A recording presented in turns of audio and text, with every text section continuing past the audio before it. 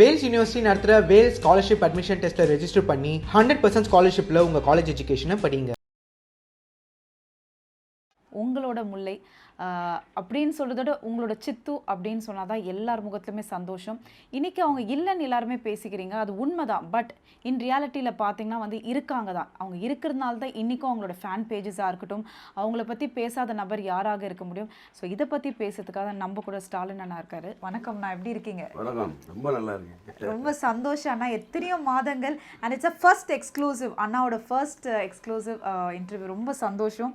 Pandian stores அப்படின்ற ஒரு flavour கொடுத்தது வந்து கண்டிப்பாக கதிர் முல்லை அப்படின்ற ஒரு கேரக்டர். அதில் சித்ராவாக நடித்தவங்க யாராலையுமே மறக்க முடியாது. ஏன்னா அந்த ஒரு ரோலுக்கு வந்து அவ்வளோ ஒரு ஒர்த், என்ன சொல்கிறது, ரொம்ப ஆட் பண்ணாங்க, அந்த வேல்யூ ரொம்ப ஆட் பண்ண ஒரு நபர். ஸோ இன்றைக்கி வந்து சித்து, அதாவது அப்படி தான் எல்லாருமே கூப்பிடக்கூடிய ஒரு நபர். அவங்க இல்லைன்ற ஒரு விஷயத்த யாராலையும் ஏற்றுக்க முடியலன்னா அது ஒரு சைடு இருந்தாலும், அன்றைக்கி வந்து நிறைய பேருக்கு ஒரு தாட் இருந்தது. அது எனக்கே வந்து ஸ்டாலின் அண்ணாட்ட பர்சனலாக கேட்கணும் இருந்தது. இறந்த பிறகு நிறைய பேருக்கு ஒரு பர்சனல் நம்ம இன்டர்வியூஸ் இந்த டைம் கொடுக்கக்கூடாது அப்படின்றது அவங்கவுங்க பர்சனலுக்கான ஒரு விஷயம். ஆனால் யாருமே இதை பற்றி பேசலன்ற ஆடியன்ஸ் கிட்ட ஒரு சைட் ஆஃப் பாயிண்ட் இருந்தது. அதுக்கான ஒரு கிளாரிஃபிகேஷன் என்ன கொடுக்க விரும்புகிறீங்க? இல்லை, நான் வந்து இப்போ கூட சித்ரா பற்றி பேசுகிறப்ப எனக்கு வந்து ஆட்டோமேட்டிக்காக ஃபீல் ஆகிடுவேன். இவ்வளோ கேப்புக்கு அப்புறமும் அந்த ஃபீல் இருந்துகிட்டே இருக்கு. அந்த டைமில் வந்து அந்த சித்ரா அப்படின்ற அந்த பேரை சொன்னாலே கண்ணீர் தான் வந்தது. அப்போ வந்து அதை நம்ம வந்து அழுகதான் முடியுமே தவிர இன்டர்வியூ கொடுக்க முடியாது. ஒரு உணர்வுகளை வந்து நம்ம வெளிப்படுத்துகிற டைமில் வந்து அது எப்படி சொல்கிறது, அது வந்து அது எனக்கு அது சரியாக படலை, அதனால் கொடுக்கல. அது இன்டர்வியூஸ் வந்து நம்ம வந்து அது நம்மளே பேச முடியாது. துக்கம் தொண்டையை அடிச்சிட்டு இருக்கப்ப வந்து வார்த்தைகள் என்ன எப்படி வெளியில் வரும், அந்த மாதிரி தான். அதனால தான் வந்து எதுவும் சொல்லிக்கல. இப்போ ஒரு எதிர்பாரா ஒரு சம்பவம், ஒரு ஒரு உடம்பு முடியாமல் ஒரு ஹெல்த் இஷ்யூஸ்னால அந்த பெட்டில் இருந்தாங்க, இறந்துட்டாங்க, அந்த மாதிரி சொன்னால் கூட பரவாயில்லை. இது வந்து திடீர்னு ஒரு விஷயம், அவசரப்பட்டு அந்த மாதிரி. அதனால் வந்து அந்த ஃபீல்டில் அந்த மட்டும் மீள்றதுக்கே கிட்டத்தட்ட இப்போ வரைக்கும் முடியல. அப்போ வந்து அதை பற்றி பேசுறதுக்கான விஷயங்கள் வந்து மனநிலை இல்லை, அதுதான் காரணம். இல்லை, தேங்க்ஸ் அண்ணா. இது நிறைய பேருக்கு ரொம்ப நாளாக ஒரு டவுட்டாக இருந்தது. அண்ட் நீங்கள் வந்து சித்ரா கிட்ட ரொம்ப பிடிச்ச ஒரு விஷயம், ஆன் ஸ்க்ரீனாக இருக்கட்டும் இல்லை ஆஃப் ஸ்க்ரீனாக இருக்கட்டுமா, இப்படி தான் நான் சித்துவை பார்த்துருக்கேன் அப்படின்னா உங்களுக்கு ரொம்ப பிடிச்ச ஒரு விஷயம் என்ன சித்ரா கிட்ட? நான் சித்ரா வந்து டே வாடா அப்படின்னு தான் சொல்லுவேன். அதான் இப்போ என்ன என்ன செட்டுக்குள்ளே நுழைஞ்சனே மாம்ஸ் அப்படின்னு ஒரு ஒரு ஒரு உயர்த்த உரலில் கூப்பிடும். என்ன மாம்ஸே என்ன போயிட்டுருக்கு அப்படின்னு சொல்லி பேசும். அப்போ இன்னொன்று என்னடா, சித்ரா வந்து நான் சொல்லுவேன், ஒரு அவசரப்படுவா எல்லா விஷயத்துக்கும். நான் சொல்லுவேன், ஏன் 1 hour கூட வேஸ்ட் பண்ணிடக்கூடாது, 1 hourல ஏதாவது ஒரு விஷயம் பண்ணிடணும், அங்கே போயிடணும். அதேமாதிரி சித்ராட்ட ரொம்ப பிடிச்ச விஷயம்டா, எல்லார்ட்டையுமே நல்லவர் வாங்கணும்னு நினைக்கும். யாருமே நம்மளை வந்து கெட்டவங்கன்னு சொல்லிடக்கூடாது. இன்னொன்று பார்த்தீங்கன்னா, அந்த பிள்ளைய அவள் வந்து இந்த அளவுக்கு பண்ணியிருக்காளா அப்படின்லாம் எனக்கு பெரிய இது எனக்கு ஷாக்கு தான். அது அவள் இருக்க பிஸியில் ஒரு ஃபேன் பேஜில் ஒருத்தவங்க அவங்கள பார்க்கணும் போல் இருக்குது அப்படின்னு சொன்னால் அவங்க வீடு தேடி போய் பாட்டு வந்தவன். அந்த நம்பரை பிடிச்சி அவங்க வீடு எங்கே இருக்குன்னு, அது அவங்களுக்கு சர்ப்ரைஸாக இருக்குனுங்கிறதுக்காக வேறவங்ககிட்ட கேட்டு அவங்க வீடு எங்கே இருக்குன்னு போய் பார்த்து வீட்டில் சர்ப்ரைஸாக விசிட் பண்ணி பார்க்கக்கூடிய ஒரு பொண்ணு. அது அவ்வளவு எல்லாருக்கிட்டையும் பாசம் செலுத்து, எல்லார்ட்டையும் ஒரு அன்பு செலுத்தக்கூடியவரால் அவங்க அப்பா அம்மா எல்லாருமே ஒரு அதான் சொல்கிறேன்ல, ஒருத்தவங்களுக்கு ஒரு குறையும் இல்லைன்றப்ப வந்து பயமாக தான் இருக்குன்ற மாதிரி இருக்குது. எல்லாத்துலேயும் வந்து தகுதியான ஒரு பொண்ணு. ஷூட்டிங் ஸ்பாட்டில் நான் வந்து ஏதாவது கேட்டேன், ஏதாவது வீம்பிக்கே அதாவது அந்த பிள்ளைய கோவப்பட வைக்கணுங்கிறதுக்காகவே நான் நிறையா வந்து தேவையில்லாமல் வந்து உங்கள் பாரு ஏதாவது கோவப்பட்டுலாம் பேசி பார்ப்பேன். நீங்கள் வந்து உங்களுக்கு கோவம் வரல, உங்களுக்கு கோவம் வர்ற மாதிரி நடிக்கிறீங்க போங்க அப்படின்னு. நீங்கள் எப்படி வம்சே நீ பார்த்து கோவப்படுவீங்க, இது ஏதாவது விரும்பிக்க கலாட்டம் பண்ணுறீங்க, இப்படி தான் சொல்லும். அந்த பிள்ளைக்கு ஒரு அவ்வளவு தெளிவான ஒரு பொண்ணு. அது வந்து இப்போ அதோட ரேஞ்சு வேறு மாதிரி இருந்திருக்கும். ட்ராவல் பண்ணி இந்த வாழ்க்கையை வாழ்ந்துருந்துச்சுன்னு சொன்னால் அந்த பிள்ளை ஒரு பெரிய இடங்களில் பேச போகிற இடத்துல ஒரு உச்சியில் உட்காந்துருக்கும். பெரிய ரொம்ப நல்ல பொண்ணு, பெரிய விஷயம். ஆனால் அது இல்லாத ஒரு தருணத்தில் ஐ திங்க் பேக் டு ஷூட்டுன்ற ஒரு விஷயம் நடந்துதான் ஆகணும்னா, ஸோ ஃபர்ஸ்ட் டே போகும்பொழுது ஐ திங்க் எல்லாருக்குமே வந்து ரொம்ப கஷ்டமாக இருந்திருக்கும். நிறைய விஷயம் நான் கேள்விப்பட்டேன், கொஞ்சம் நாள் அந்த ஷார்ட்ஸே எடுக்கலை அப்படின்னு. இல்லை, அது அந்த பிள்ளையோட பொசிஷனில் வந்து அப்படி திரும்பினாலே எல்லாமே அழுக ஆரம்பித்தாங்க. இப்போ ஒரு கூப்பிடுவாங்கல்ல முல்லை அப்படி திரும்பி பார்த்தோன்னா வந்து வேற ஒரு இருக்கு அது வந்து அதில் வந்து ஜீர்ணிக்கவே முடியல. அது வந்து கொஞ்சம் வெளியில் வரதுக்கும் லேட்டாக தான் ஆச்சு எல்லாத்துக்குமே. இதெல்லாம் ரொம்ப மூட் அவுட்டு. குமரன், வெங்கட் எல்லாருமே. வெங்கட்லாம் அப்போ வந்து ஊரில் கொஞ்சம் உடம்பு முடியாமல் அங்கே இருந்தான் ஹெல்த் இஷ்யூஸில். அவன் வந்து பயங்கர ஷாக் எல்லாத்துக்கும். அது வெங்கட் கூடையெல்லாம் ரொம்ப ஜாலியாக அரட்டை அடிச்சிட்ருக்கோம். அந்த கண்ணனாக இருக்கட்டும் எல்லாரும், குமரன் எல்லாருமே நல்ல ஃப்ரெண்டு. எல்லாம் நல்ல ஃப்ரெண்ட்ஷிப்பான ஒரு பழக்க வழக்கம் நல்லா இருக்கும். அந்த பொண்ணு வந்து அந்த பிள்ளையோட பழக்க வழக்கம் அப்புறம் எல்லாமே நல்லாயிருக்கும். ரசிக்கிற மாதிரி இருக்குது அந்த பிள்ளை பேச்சுவார்த்தை. ஸோ நீங்கள்லாம் அவங்கள கடைசி மொமெண்ட் வரைக்கும் பார்த்த வரைக்கும் ஒரு ஜாலி கேரக்டர் தான் பார்த்துருக்கீங்க. பயங்கர ஹாப்பியாக இருக்கும். அந்த நான் அதான் சொல்கிறேன்ல, அந்த பிள்ளை வந்து டிஸ்டர்ப் ஆகி உட்காந்து நான் பார்த்ததே கிடையாது. நான் கூட வந்து இப்போ ஒரு ஃபஸ்ட் டே வந்து ஒரு 20 days ரெஸ்ட்டுக்கு அப்புறம் நான் ஷூட்டிங் வந்து அப்படியே பேசாமல் உட்காந்துட்டு நான் ஃப்ளைட்டா காரா எதில் வாங்கிந்தீங்க மம்ஸ் அப்படின்னு என்னமோ டல்லாக உட்காந்துட்டீங்க. ஆமாப்பா ஊர்லேருந்து வந்தாலே இந்த 2 நாளைக்கு அப்படி தான் இருப்பேன் அப்படின்னு. அப்போ அப்படியே இருக்க மாட்டேன், எப்பயுமே பிரைட்டாக. என்ன நீ என்ன வச்சுது யாராவது அரட்டினா கூட ஆமாம் ஆமாம் தப்பு பண்ணிட்டல அப்படி அப்போ தான் சிரிச்சுக்க தான் சொல்லுவாங்க. அந்த மாதிரி ஒரு 2 டயலாக் ஒரு மாதிரி சொல்லிடுச்சு அப்படின்னா கூட ஏய் ஒன்றால் ஒன்மோர் போது வருன்னா அதை சிரிச்சுட்டே அதுவும் சொல்லுவோம். அந்த மாதிரி ஒரு ஆள் போல்டான ஒரு பொண்ணுங்க. அது பெரிய விஷயம் இல்லை. அவர் சொன்ன மாதிரி ஒரு விஷயம் தான். ஐ திங்க் ஹார்ட் ஒர்க் அப்படின்ற ஒரு விஷயத்துக்கு யாரோட ஹெல்ப்பும் இல்லாமல் கஷ்டப்பட்டு இன்றைக்கி அவர் சொன்ன மாதிரி தான் இருந்திருந்தாங்கன்னா I think should have grown more and more. It's a huge loss. But Sidhu அவங்க நீங்கள் எல்லாருமே நினச்ச ஒரு விஷயம்தான். இல்லை அப்படின்றத தாண்டி இருக்காங்க அப்படி நினச்சி தான் I think we have to move on அப்படின்ற ஒரு விஷயம் தான். இப்போ சித்ராவை நடிச்சிட்டு இருக்க காவியாவும் சரி, அது போல நல்ல ஒரு கேரக்டர். மீனா கேரக்டரை பற்றி நான் சொல்லவே இல்லை. அது ரொம்ப ரொம்ப ஒரு எப்படி சொல்கிறது, அந்த கிண்டல் கேலியா பண்ணிட்டு சுருக்கு பேசுது பார்த்தீங்களா, அந்த பிள்ளைக்கு ஒரிஜினல் கேரக்டர் அது கிடையாது பாவம். எப்பயுமே ஜாலியாக இருக்கக்கூடிய பிள்ளை தான் வந்து ஹேமா வந்து எப்படி சொல்ல ரொம்ப பாசமான பொண்ணு. இன்றைக்கி வரைக்கும் ஹேமா வந்து ஒரு டிஸ்டர்ப் ஆகி நாங்கள்லாம் வச்சுக்கிட்டே கிடையாது. அந்த பிள்ளையை எப்பயுமே ஹாப்பியாக வச்சுருப்போம். வருவோம், வேலையை பார்க்கும், டைமுக்கு எங்களோட ஏழையாக வரக்கூடிய பிள்ளை அந்த பிள்ளை தான். 7 மணிக்கு நான் ஷூட்டிங் ஸ்பாட்லேருந்து அந்த பிள்ளை 6:30 இருக்கும். அவ்வளோ சிரிச்சா இருப்போம். நல்ல ஆக்டர். எனக்கு ரொம்ப ரசித்து பார்ப்பேன் அந்த பிள்ளை. க்யூட்டாக சின்ன சின்ன விஷயம் ரியாக்ஷன்லாம் கொடுக்கும், ரொம்ப நல்லாயிருக்கும். சூப்பர். ஸோ ஆனால் நிறைய விஷயம் பேசியாச்சு. அதாவது செட்டில் நடந்த விஷயம்லாம், பிஹைண்ட் த சீன்ஸு. அதாவது ஒரு கூட்டு குடும்பமாக இருக்கீங்களா, எல்லாரும் வெளியிலலாம் போவீங்களா, அந்த அவுட்டிங்கெல்லாம் போயிருக்கீங்களா, இதெல்லாம் வெளியிலே வர மாட்டேங்க, பேஜ்லேயும் ஷேர் பண்ண மாட்டேங்க. இப்போ எங்கள் மூலியமாக அந்த இன்ஃபர்மேஷன் வெளியில் வரட்டும். வெளியில் போகிறது இல்லை, ஃப்ரீயாக இருக்க டைமில் எல்லோரும் ஒன்றா சேர்ந்து வெளியில் சாப்பிட போவோம். ஓ, ஜிதா அவங்க பையன் அந்த தன்வினை கூட்டிகிட்டு வருவாங்க. குமரன், வெங்கட், கண்ணன், ஹேமா, இப்போ காவியாலாம் வரும். எல்லாம் ஒன்றா உட்காந்து நைட்டு எங்கேயாவது போய் நல்லா சாப்பிடுவோம். அதில் நானும் கண்ணனும் வந்து கண்ணை வெங்கட் 3 பேர் வந்து பிரியாணி வாங்கி வெளுத்து வாங்குவோம். குமரன் வந்து பியூர் வெஜிடேரியன்.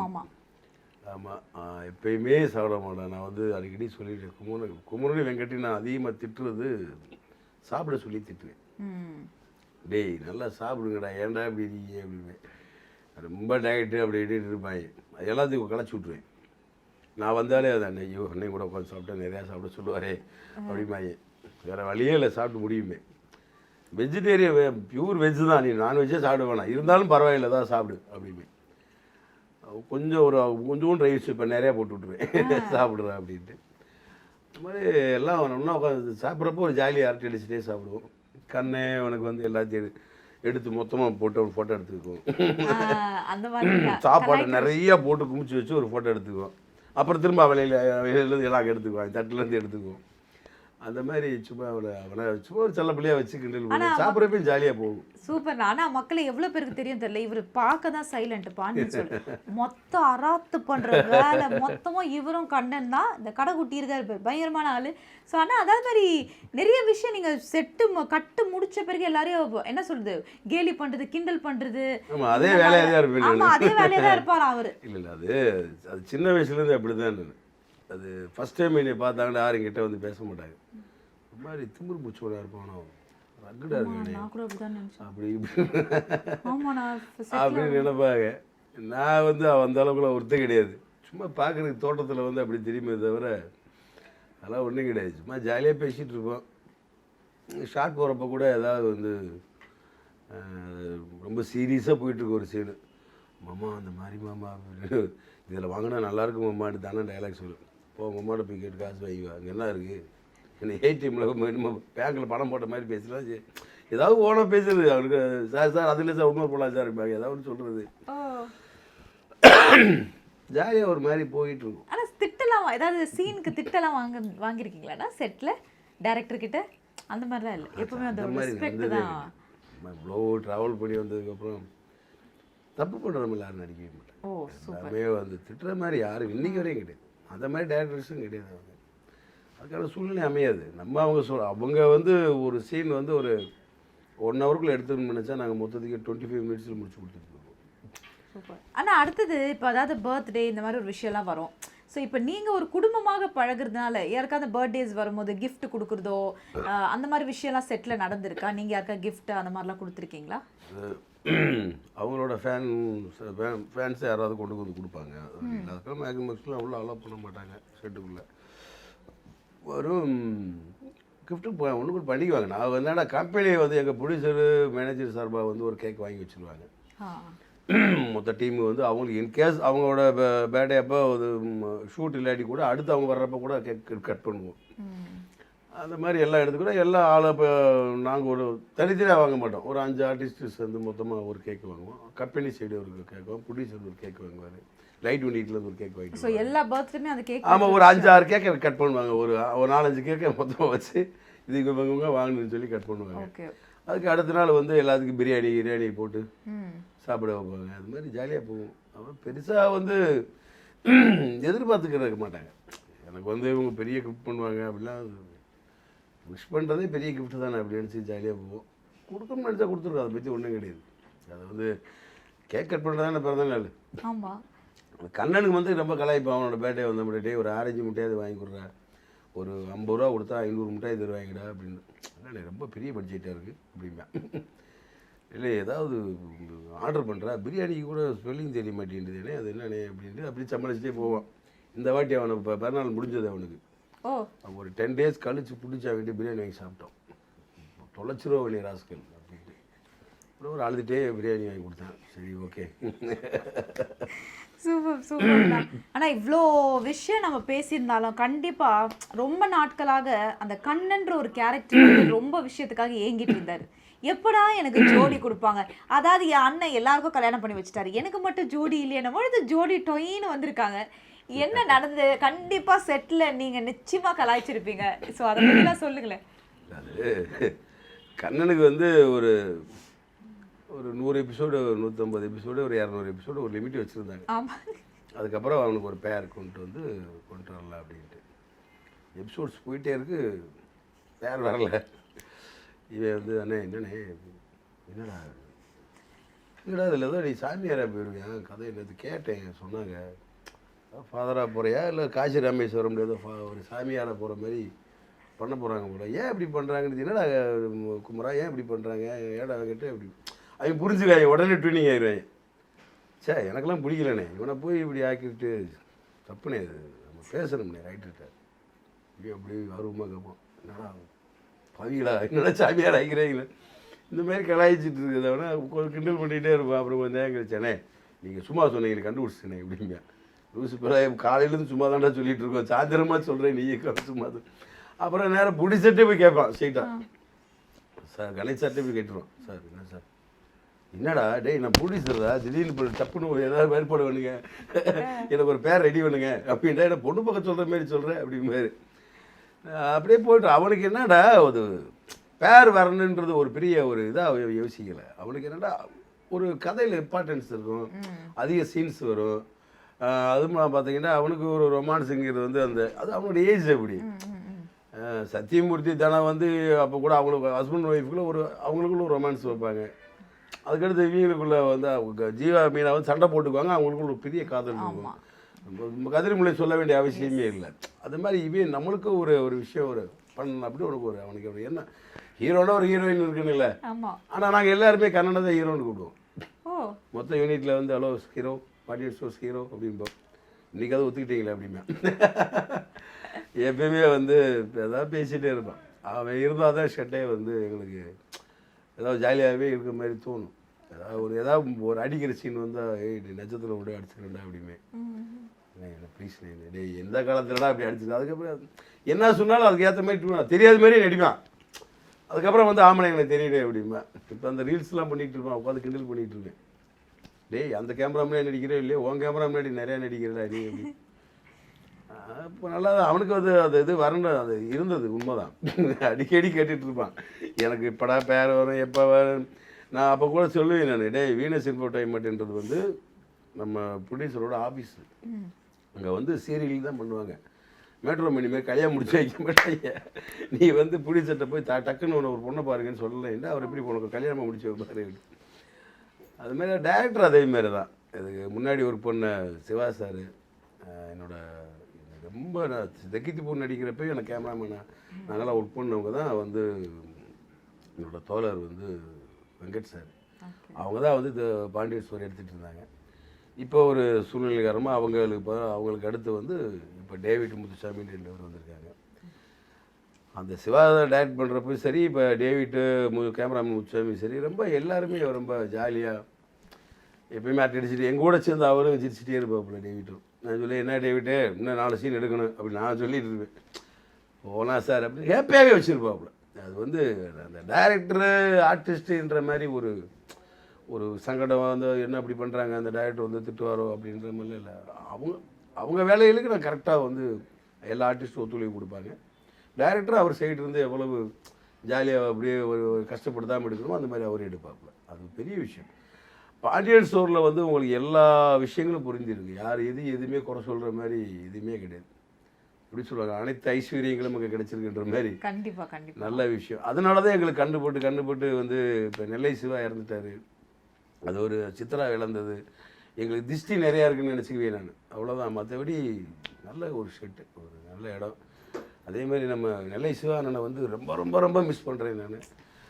எங்கள் குடும்பத்தில் வந்து அவரோட வெடிப்பு சிரிப்புலேருந்து எப்படி சொல்லி அவரோட அங்கெல்லாம் ட்ரெயினில் ட்ராவல் பண்ணிகிட்ருப்போம். திடீர்னு ஏதாவது காமெடி பேசுவோம்.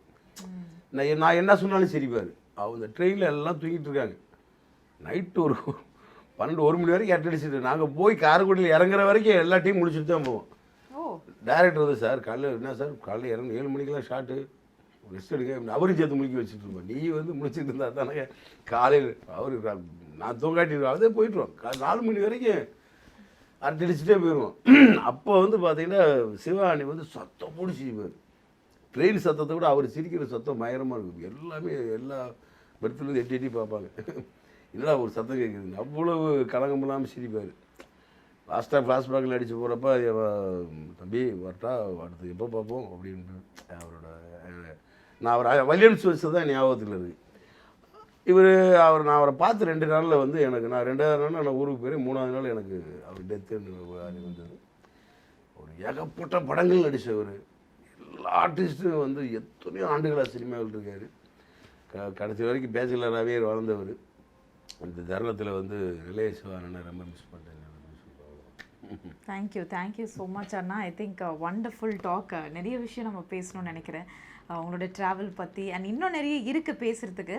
ஸோ கண்டிப்பாக அது இன்னொரு நாளும் நிறைய விஷயம் நம்ம பேசலாம் அண்ணா. கண்டிப்பாக. வேல்ஸ் யூனிவர்சிட்டி நடத்துகிற வேல்ஸ் ஸ்காலர்ஷிப் அட்மிஷன் டெஸ்ட்டில் ரெஜிஸ்டர் பண்ணி 100% ஸ்காலர்ஷிப்பில் உங்கள் காலேஜ் எஜுகேஷனை படி.